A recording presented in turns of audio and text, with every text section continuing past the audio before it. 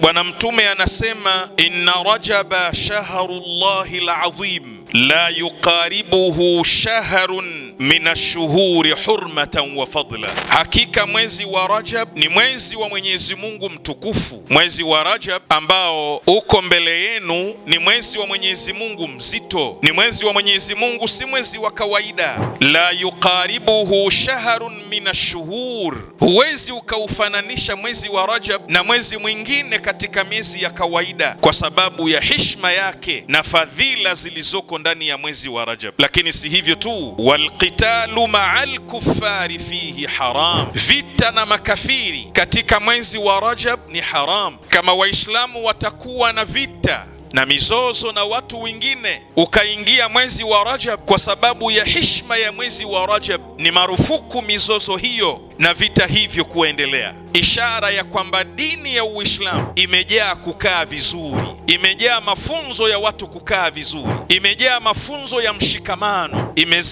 imejaa mafunzo ya umoja, imejaa mafunzo ya huruma. Dini yenyewe ni dini ya amani. Salamu za watu wake wanavyosalimiana ni neno amani. Lakini si hivyo tu, Uislamu Mungu akaweka nyumba maalum na mahala maalum akapaita nyumba ya amani. Hakutosheka na hilo, akaweka miezi minne akaitangaza ni miezi ya amani. Walqitalu ma'al kuffari fihi haram ala inna rajaba shahrullah, hakika mwezi wa Rajab ni mwezi wa Mwenyezi Mungu subhanahu wa ta'ala. Kwa hivyo ndugu zangu wapendwa, mwezi ambao mnaelekea hapo mbele, mnaelekea kwenye mwezi wa nani? Kwenye mwezi wa Mwenyezi Mungu subhanahu wa ta'ala. Ala inna rajaba shahrullah, mwezi wa Rajab ni mwezi mtukufu, mwezi wa Rajab ni mwezi mkubwa, ni mwezi mzito, si mwezi wa kawaida.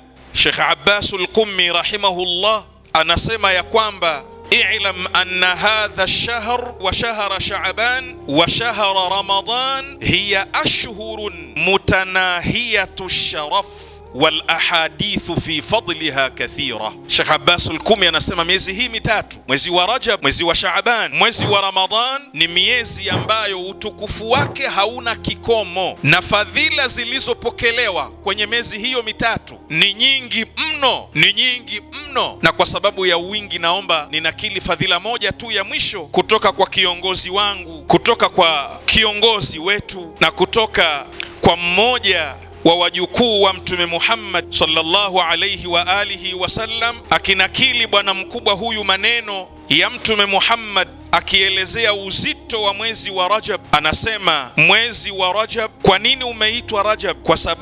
Kwa sababu mwezi wa Rajab huruma ya Mwenyezi Mungu subhanahu wa ta'ala inafanya kumiminwa ndani ya mwezi wa Rajab. Mungu anavyowatazama waja wake ndani ya mwezi wa Rajab siyo jambo la kawaida. Kwa hivyo ndugu zangu, mwezi wa Rajab ambao uko mbele yenu ni mwezi mkubwa na mwezi mzito.